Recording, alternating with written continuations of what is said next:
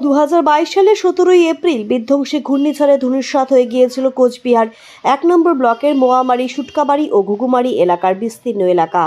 সেই ঘূর্ণিঝড়ে মারা গিয়েছিল দুজন। ঘটনার 2 বছর পরেও সাহায্যের হাত আজও ছিল অধরা।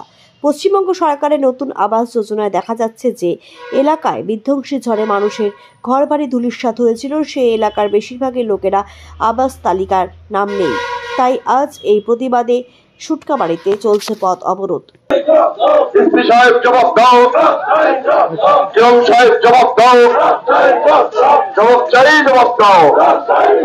তাই তো সুটকাবাড়ি রাজপথে মা বোনেরা লড়ছে, পথ অবরোধ চলছে,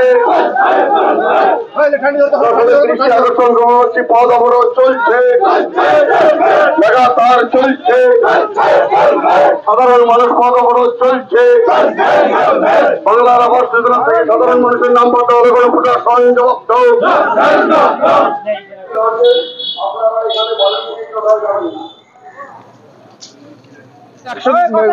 ঘরের দাবি নিয়ে, আবাস যোজনা ঘরের দাবি নিয়ে দিদি বলছে আমরা 11 লক্ষ ঘর দেব, 11 লক্ষ ঘর দেব। এবার ঘরে আমাদের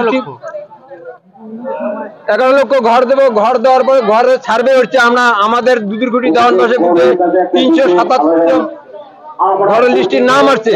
নাম আসার পরে আমরা সার্ভে করছি, সবাই পুলিশ প্রশাসন যা আছে সবাই সার্ভে করছে।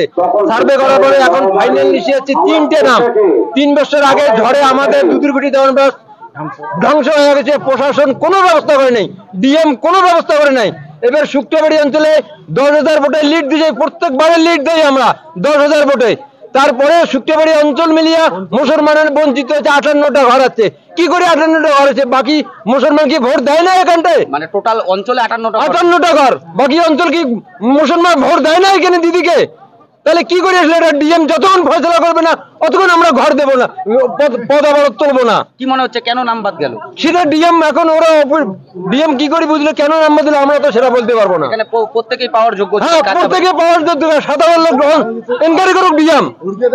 উড়কেতে ঝড়ে ঘর ভাঙে গেছে, আপনাদের লিস্টে নাম? হ্যাঁ, লিস্টে নাম আছে, আমরা সার্ভে করছি, পুলিশ প্রশাসন দিয়ে আমরা সার্ভে করছি।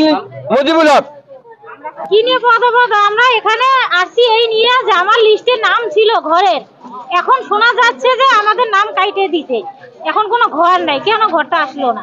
আমরা তো দিদিকে ভোট দেই, আমরা তো যোজনা পাওয়ার যোগ্য। হ্যাঁ, আমরা তো যোগ্যতা, আমাদের তো সেই রকম আমরা অসহায় মানুষ, ঘূর্ণিঝড়ে সব আমরা তো পাওয়ার ত্রিপুরা আমরা 3 বছর থেকে আমরা কষ্ট করে আসি। এখন তো আমরা পাওয়াতে সবাই যোগ্যতা, আমরা আমরা দিদিকে জিতাইছি, আমরা তো হারাইনি, তাহলে আমরা কেন পাবো না? কিছু যতক্ষণ না পাবো না তখন এখান থেকে উঠবো না। এর আগে কি লিস্টে আপনার নাম ছিল? হ্যাঁ, নাম ছিল, নাম আছে বলে তো এত কিছু। কেন এখন কাটলো সেটা ডিও অফিসার ওরাই জানে, আমরা তো জানি না, আমরা তো জানি না কেন কাটলো। আচ্ছা, এই পদ অবরোধ কতক্ষণ অবধি চলবে? যতক্ষণ আমরা সঠিক রায় পাবো না আমরা ততক্ষণ উঠবো না এখানে। আচ্ছা, এই এলাকার নাম? দুধেরকুটি দেওয়ান বস।